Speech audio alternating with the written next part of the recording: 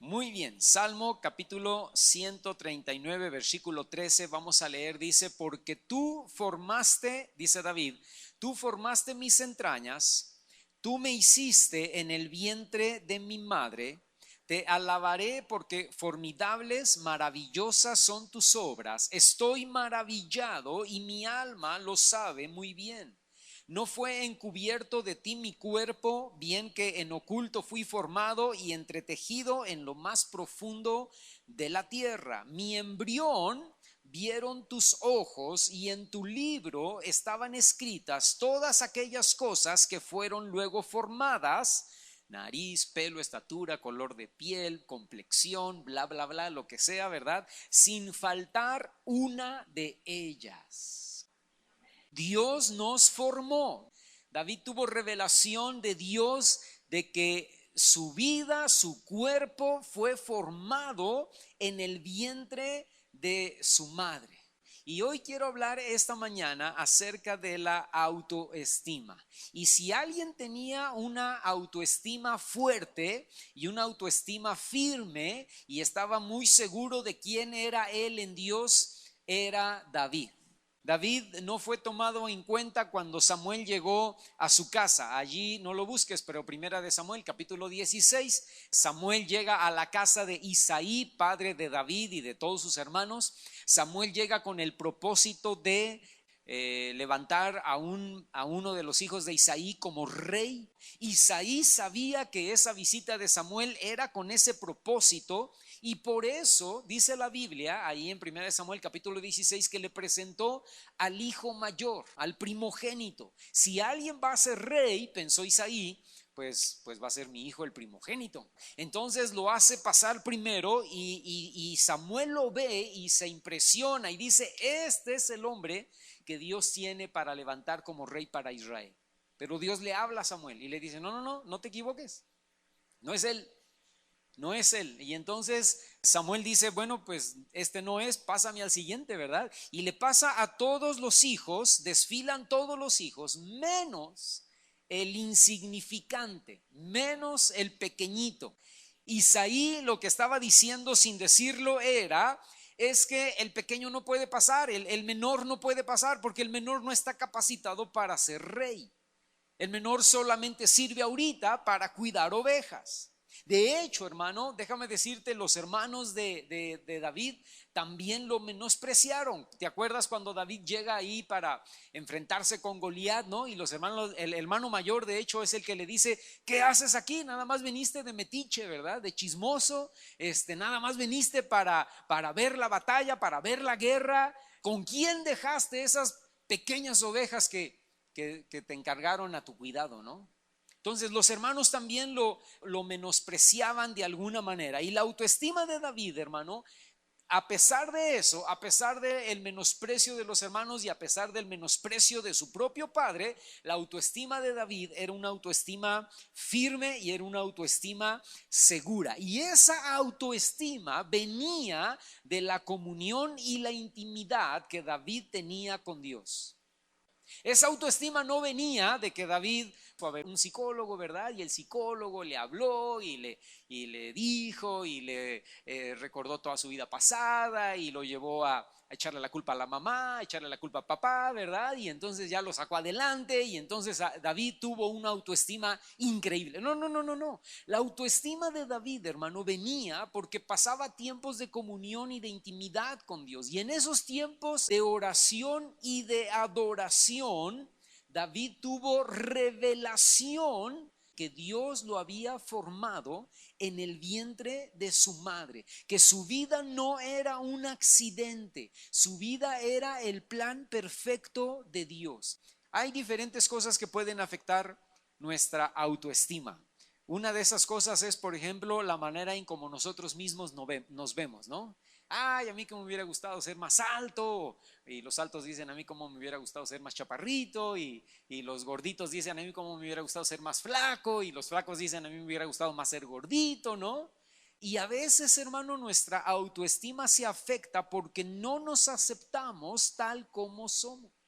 No aceptamos nuestro color de piel, o no aceptamos nuestra estatura, o no aceptamos nuestra complexión, o no aceptamos que tenemos pelo o que no tenemos pelo, no aceptamos que somos hombres o que somos mujeres. Escúchame, hay muchas mujeres que dicen yo hubiera sido hombre, porque cuando yo nací mis padres querían un hombre, mi papá quería un hombre, ¿verdad? Y entonces mi papá me ponía, yo siendo mujer, me ponía a cambiar el aceite del carro, me ponía a lavar los carros, me ponía a jugar fútbol, me ponía, porque mi papá deseaba un hombre y yo hubiera querido ser hombre, ¿verdad? El rechazo es una de las armas principales que afectan nuestra autoestima. El rechazo de padres, pero también el rechazo de novios o novias, o de esposos o de esposas. Los psicólogos dicen que un bebé puede sentir rechazo aún desde el vientre de la madre. Ahora, David sabía que Dios había tenido control de toda la situación cuando él estaba siendo formado en el vientre de su madre. Y por eso David, hermano, escúchame, no es afectado por el rechazo del padre o por el rechazo de los hermanos. David estaba seguro en Dios porque sabía que no importa si fuimos o somos deseados o amados por las personas, Dios tiene el control, o Dios tuvo el control absoluto de nuestro nacimiento. Cada uno de nosotros, hermano, estuvimos y estamos en los planes de Dios. Y cada uno de nosotros somos amados por Dios. Fíjate, no lo busques, pero en Jeremías capítulo 1 versículo 5, Dios le dice a Jeremías: antes de que te formase en el vientre te conocí, y antes que nacieses te santifiqué o te aparté, te di por profeta a las naciones. Y luego en Gálatas capítulo 1 verso 15 Pablo dice que él tenía la convicción de que Dios lo había apartado desde el vientre de su madre para después llamarlo al ministerio. Yo no sé si Jeremías o Pablo fueron niños deseados. Yo no sé si Jeremías o Pablo fueron niños que sus padres los amaron mucho o no los amaron nada. Si sus padres querían una niña o un niño, si los aceptaron o no, yo no lo sé, no lo podemos saber. La Biblia no lo dice. Pero para Jeremías y para Pablo eso no tenía importancia, porque ellos dos sabían que Dios los había escogido desde el vientre. Ellos dos sabían que su vida no era un accidente, era el plan perfecto de Dios. Y ellos dos, tanto Jeremías como Pablo, estaban seguros en el amor y en la aceptación de Dios, aun cuando los dos fueron rechazados por su pueblo. Porque escúchame, tanto Pablo como Jeremías fueron llamados traidores a la patria. Jeremías porque decía, tenemos que rendirnos delante de los babilonios. Nos va a ir mejor si sacamos nuestra banderita blanca, les abrimos las puertas y les decimos: pasen ustedes, babilonios, tomen control. Nos va a ir mejor así porque son enviados por Dios, que si oponemos resistencia. Y ni el rey ni sus súbditos le creyeron a Jeremías, y más bien lo tachaban de: eres un traidor a la patria. ¿Cómo se te ocurre que nos vamos a rendir delante de los babilonios? Y lo encarcelaron. Cuando los babilonios llegaron a Jerusalén, encontraron a Jeremías encarcelado. Y yo le decía a una persona esta semana: y el capitán de la guardia de Nabucodonosor, rey de Babilonia, el secretario de la defensa babilónica, fue a la cárcel, sacó a Jeremías de la cárcel y le dijo: Jeremías, Dios ha traído lo que tú prometiste a este pueblo, Dios ha traído ese juicio a través de nosotros, te damos un regalo de parte del rey Nabucodonosor, y yo te digo, Jeremías, si quieres irte con nosotros a Babilonia, te vamos a tratar bien. Si te quieres a quedar aquí o si te quieres ir a cualquier lado, nos cuenta con nosotros. Hermano, escúchame, los babilonios reconociendo el carácter profético en la vida de Jeremías, pero su pueblo lo tenía como un traidor. Para Pablo la misma cosa, los judíos lo tenían como un traidor porque estaba predicando un evangelio totalmente distinto y estaba incluyendo en ese evangelio a los gentiles. Y los judíos decían: no puede ser, ¿verdad? No puede ser que los gentiles ahora tengan a Dios y no cumplan con la ley. Pablo, tú eres un traidor a nuestras costumbres, a nuestras tradiciones, a nuestra religión.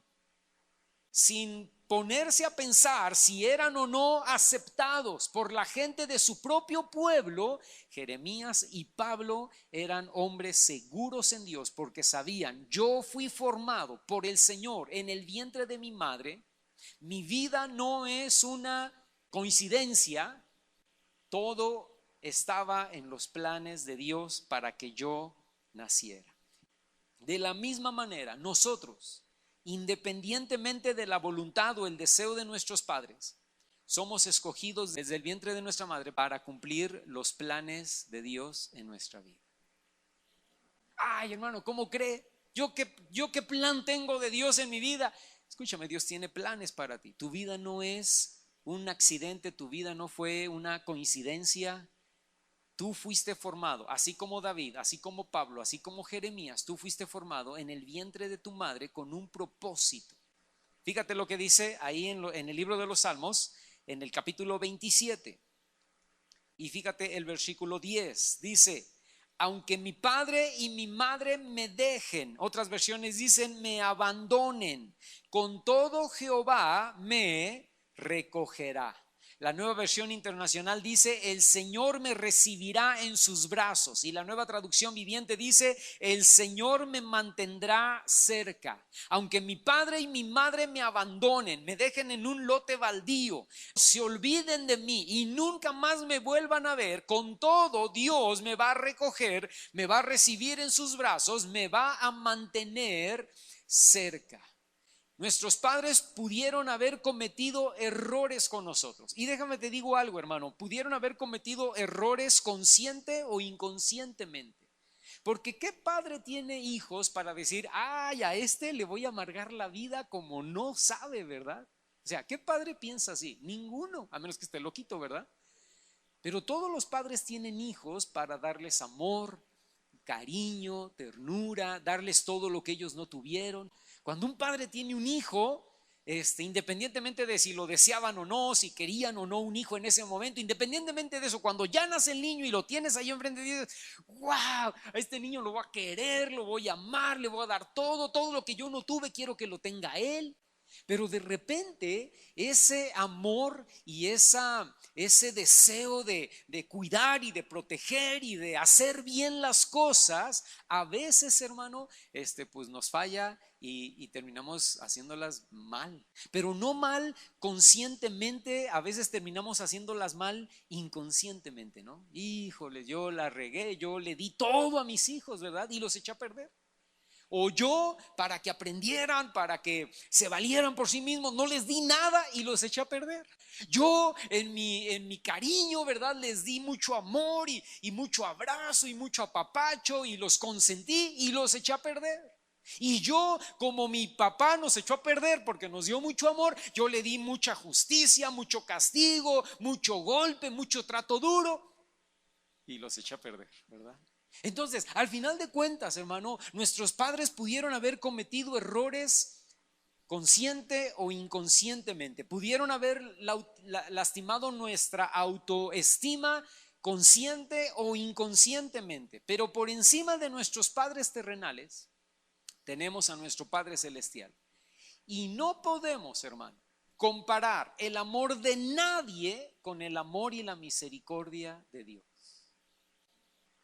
Hay personas que dicen: no, es que este hombre sí me ama, ¿verdad? Me ama muchísimo. Sí, pero no puedes comparar el amor de esa persona, de ese hombre, de esa mujer, de ese padre, de esa madre, de esa abuela, de ese tío. No puedes comparar el amor de nadie con el amor y la misericordia que Dios tiene por ti.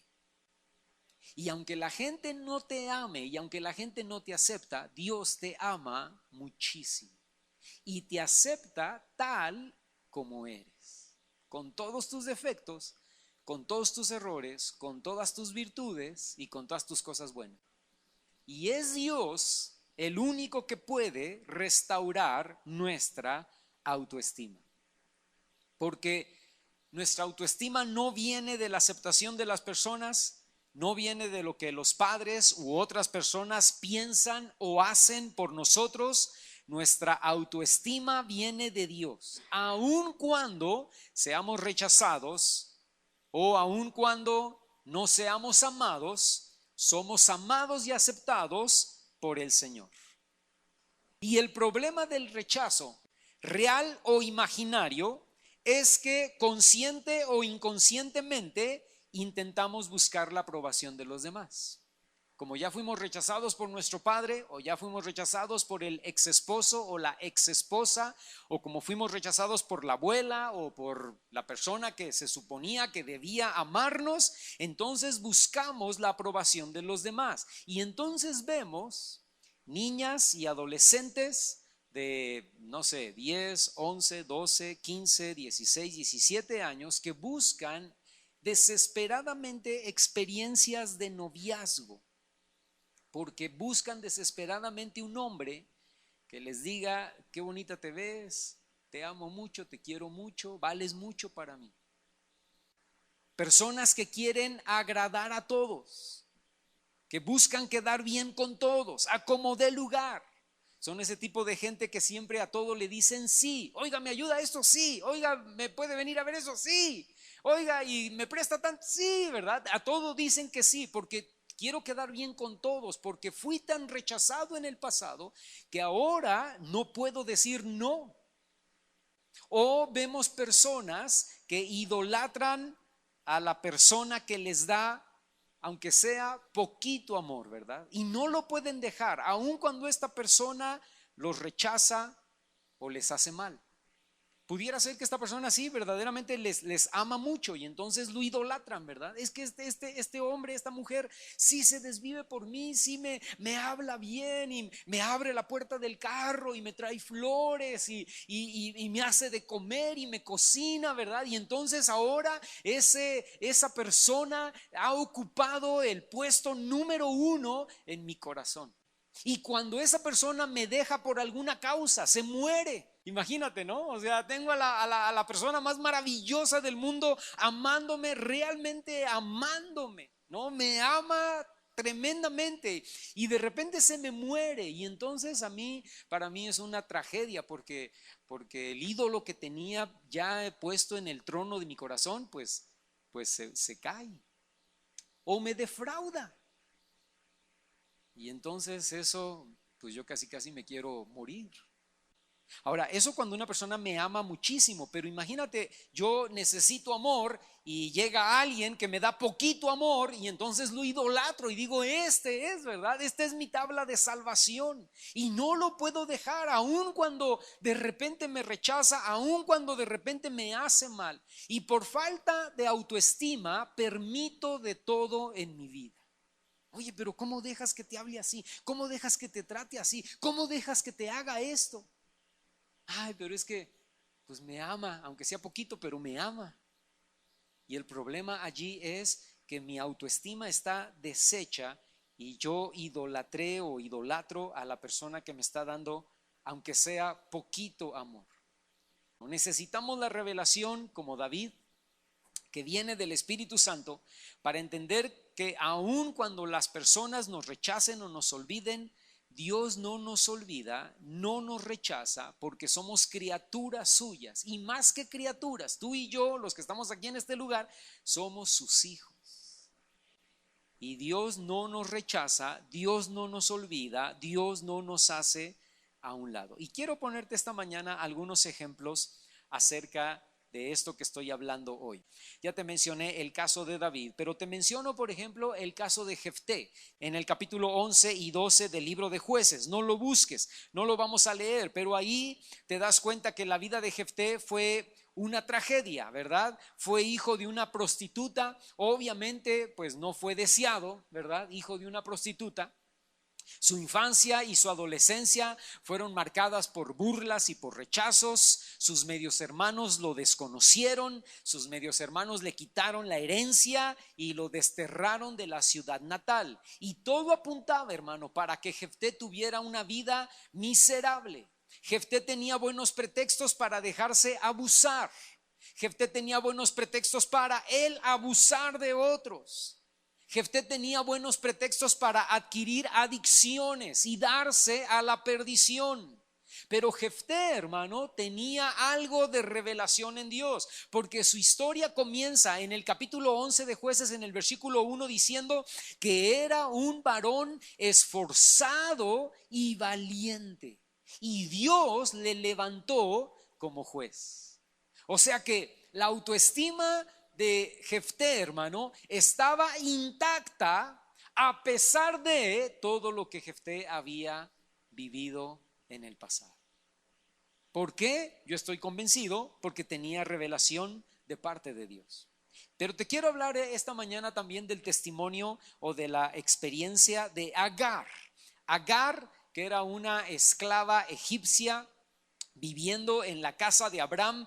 Ella como esclava pues realmente no tenía ni voz ni voto en las decisiones de Abraham y de Sara. Dios le había prometido a Abraham tener un hijo y se desesperaron. Sara se desespera, dice: yo sigo estéril, los años siguen pasando en nuestras vidas, nos estamos volviendo cada vez más viejos y no tenemos el hijo de la promesa. A mí se me hace, Abraham, que lo que Dios quiso decir es que Dios nos iba a dar un hijo, no a través de mí, pero que nos iba a dar un hijo. Y aquí tenemos a esta esclava egipcia.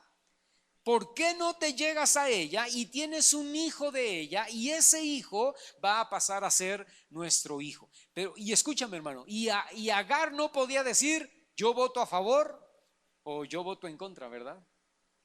Agar era un mueble, Agar era un instrumento solamente que podía ser usado y que podía ser desechado también. Y al final pues tiene el hijo de Abraham. Y ese plan nunca tuvo la aprobación de Dios. Ese plan nunca fue concebido en el corazón de Dios. Fue la pura carne de Abraham y de Sara. Y esta mujer, Agar, queda embarazada y piensa y dice: bueno, ok, pues ya quedé embarazada del patrón, ya quedé embarazada de Abraham. Probablemente las cosas comienzan a mejorar ahora en mi vida, ¿verdad? Porque ahora paso a ser no la esposa, pero paso a ser la concubina de Abraham. Y mi hijo va a ser parte del matrimonio de Abraham y de Sara. Y mi hijo va a llegar a ser el heredero de toda la riqueza de Abraham. Indirectamente yo voy a ser beneficiada con eso, yo voy a estar incluida en eso, porque yo al final de cuentas soy la madre biológica de este niño que va a nacer. Y entonces al verse embarazada se llena de soberbia y entonces Sara dice: ¿sabes qué? No me está gustando la actitud de esta mujer, córrela. Y Abraham dice: pues es tu criada, es tu esclava, haz con ella como te parezca, ¿verdad? Y dice: no, sí, la corro. Y la corren, hermano. Y ahora Agar, rechazada, se tiene que ir al desierto, y no solamente rechazada, se tiene que ir al desierto embarazada. Yo te pregunto, ¿qué más rechazo que eso? Primero la usaron, Abraham y Sara, primero la usaron y luego la desecharon. La Biblia dice que Dios la encuentra y le promete bendición. Ve conmigo, Génesis capítulo 16, por favor. Y fíjate lo que dice el versículo 10 y 11. Se le aparece el Señor y le dice: y le dijo también el ángel de Jehová: multiplicaré tanto tu descendencia que no podrá ser contada a causa de la multitud. Además le dijo el ángel de Jehová: he aquí que has concebido y darás a luz un hijo y llamarás su nombre Ismael. Escucha lo que viene a continuación. Dice: porque Jehová ha oído, Jehová ha escuchado tu aflicción. Porque podemos no valer nada para los demás, pero para Dios valemos mucho. Y esto no sucedió una sola vez en la vida de Agar, sucedió dos veces. Agar se regresa a la casa de Abraham y de Sara, y entonces nace Ismael, y todo va muy bien. Y cuando Ismael tiene aproximadamente 14 años, hermano, Sara queda embarazada, y entonces nace Isaac. Y 3 años después de que nace Isaac, Isaac es destetado y Ismael tiene ahora 17 años. Escúchame, por 17 años o por 14 años, Ismael dijo: ya la hicimos mi mamá y yo, ¿verdad? Ya la hicimos mi jefecita y yo. Ya tengo 14 años, Abraham y Sara no tienen hijos, yo voy a ser el heredero y le voy a hacer su casota a mi mamá, ¿verdad? Con alberca y 8 cuartos y 4 baños, ¿no? ya la hicimos. Y en eso Sara dice, ¿qué creen? Estoy embarazada. Y se le empieza a caer todo el castillo a Ismael y a Agar. Cuando destetaban a un niño después de los 3 años era una gran fiesta, porque acuérdate, en ese entonces pues no había los medicamentos que hay ahora, no había los avances que hay ahora, ¿verdad? Si un niño podía sobrevivir 3 años, pues ya la había hecho, ¿verdad? Entonces, por eso a los 3 años lo destetan, y el destete era una fiesta, ¿verdad? Ya cumplió 3 años, ya está más maduro, ya está más crecido, ya se puede valer por sí mismo. Lo más seguro, todo puede pasar, ¿verdad? Pero lo más seguro es que de aquí en adelante este niño va a seguir creciendo, va a seguir fortaleciéndose y va a llegar a la edad de, no sé, 70, 80 años, si Dios lo permite, ¿no? Entonces 3 años era una maravilla. Y esos 3 años, yo me imagino que Ismael estaba pensando, se va a morir, se va a morir, se va a morir. Y no se murió. Y ahora ya viene la fiesta del destete, ¿verdad? Ya cumplió 3 años, ya pasó la prueba de fuego. Más difícil para mí y para mi madre. Y igual que su mamá, hermano, Ismael se llena de orgullo, se llena de odio, se llena de envidia y se llena de celos. ¿Y quién no? Si tú estuvieras en los zapatos de Ismael, harías lo mismo, ¿verdad? Y él sabe que se oye muy feo esto, pero es el hijo bastardo y ahora ha pasado a segundo término. Y que el amor de Abraham, del viejito Abraham, ahora se ha desviado completamente hacia el hijo de la promesa. Si Abraham quería en algo a Ismael, ese algo se acabó cuando nació Isaac. Y todo el amor de Abraham se volcó hacia su hijo Isaac. Y él ya no estaba incluido, Ismael ya no estaba incluido en los planes del futuro. Y una vez más, hermano, escúchame, qué terrible en Abraham y en Sara. Una vez más los corren. Sara dice, este muchachito de 17 años se está burlando de mi hijo de 3 años. Veo cómo lo ve, veo la actitud que tiene, no me gusta.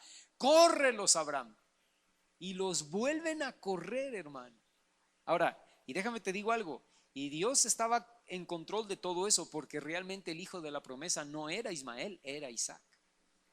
Y realmente Ismael, quién sabe qué hubiera podido haber hecho en contra de Isaac. Y Dios estaba resguardando a Isaac por la mala decisión de Abraham y de Sara. Y cuando Abraham se voltea y le dice al Señor, Señor, mira lo que me está pidiendo a Sara, ¿verdad? Que corra a Agar y a Ismael. Y Abraham le dice, no tengas temor, haz lo que tu esposa dice. Ahí están las consecuencias de hacer las cosas como ustedes querían hacerlas y no como yo quería hacerlas. Ahí están las consecuencias de tomar las decisiones en la carne y no preguntarme a mí antes. Pero está bien. Echa fuera a Agar y a Ismael, y los echan fuera, y una vez más, hermanos, son usados y desechados. Pero una vez más Dios los encuentra a Agar y a Ismael y les reitera sus promesas. Fíjate, ve conmigo al capítulo 21 de Génesis. Esta es la segunda ocasión, y fíjate lo que dice el verso 17. Porque estaban en el desierto, se les acabó la cantimplora de agua que Abraham le había dado a Agar para que caminaran ahí en el desierto. El agua se les terminó. Agar dijo, nos vamos a morir de sed, y agarró al muchacho de 17 años, lo sentó debajo de un arbusto, y ella fue y se sentó lejos de él. Dijo, no quiero ver cuando muera, ¿verdad? Vamos a morir aquí los dos. Y entonces en el verso 17 dice, y oyó Dios la voz del muchacho, y el ángel de Dios llamó a Agar desde el cielo y le dijo, ¿qué tienes, Agar? Escucha las palabras que vienen a continuación. No temas, porque Dios ha oído la voz del muchacho en donde está. Levántate, alza al muchacho y sosténlo con tu mano, porque yo haré de él una gran nación. Entonces Dios abrió los ojos de Agar y vio una fuente de agua. Porque escúchame, porque cuando estamos en medio del problema y de la dificultad, no vemos nada, ¿verdad? Se nos nubla la vista, se nos cierra y no vemos opciones ni vemos nada, ¿verdad? Y ahí estaba la fuente del agua. ¿Cuándo apareció la fuente del agua? La fuente de agua siempre estuvo allí. Pero Agar en su desesperación nunca la vio. Y dice, y vio una fuente de agua y fue y llenó el odre de agua y dio de beber al muchacho. Escucha lo que dice el verso 20, y Dios estaba con el muchacho y creció y habitó en la tierra y fue tirador de arco. Y ese muchacho se convirtió en lo que ahora tú y yo conocemos como el pueblo árabe.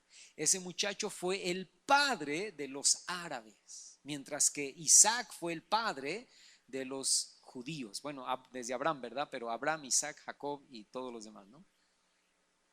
Dios no lo abandonó. Y así como son bendecidos los judíos, así son bendecidos también el pueblo árabe, hermano.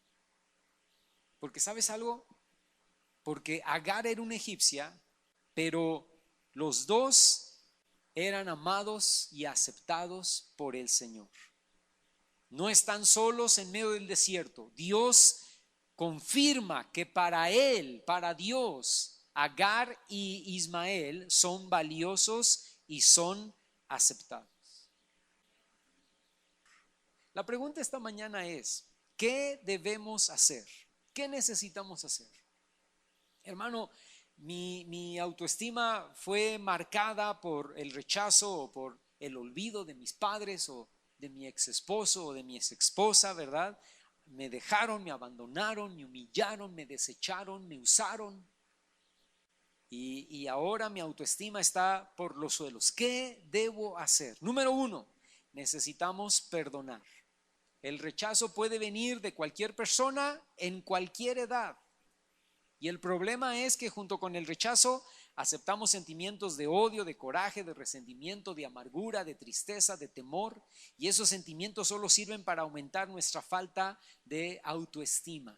¿Qué necesitamos hacer, hermano? Perdonar. ¿Por qué? Porque no podemos cambiar lo que otras personas hicieron con nosotros en el pasado. Y lo único que podemos hacer es perdonar, porque es lo único que nos hace libres. Número 2, necesitamos renunciar a la idolatría, porque el rechazo tiene la capacidad de llevarnos a la idolatría. Extrañamente, idolatramos a aquellas personas que nos rechazaron, o idolatramos a quien nos acepta o nos ama, aun cuando nos da migajas. Inconscientemente lo ponemos en el trono de nuestro corazón. Pensamos que la persona puede suplir ese amor que nos hace falta. Y necesitamos reconocer, hermano, que solo Dios nos ama eternamente e incondicionalmente. Y puede ser que alguien me llegue a amar incondicionalmente y hasta la muerte, pero en su gran mayoría la gente nos va a fallar. En su gran mayoría la gente puede dejar de amarnos y nadie merece el primer lugar en nuestro corazón, sino solamente el Señor. Entonces, ¿qué necesitamos hacer?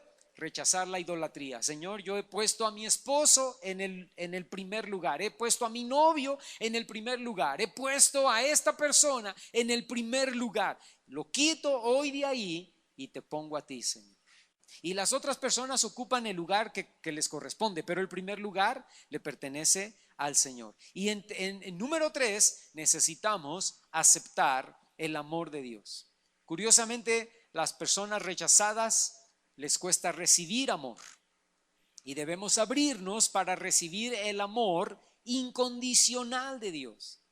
Y necesitamos venir al Espíritu Santo y decirle: Señor, revélanos el amor de Dios, revélanos la aceptación que tenemos en Dios para nuestras vidas. Así como David recibió revelación de que Dios lo había formado desde el vientre de su madre.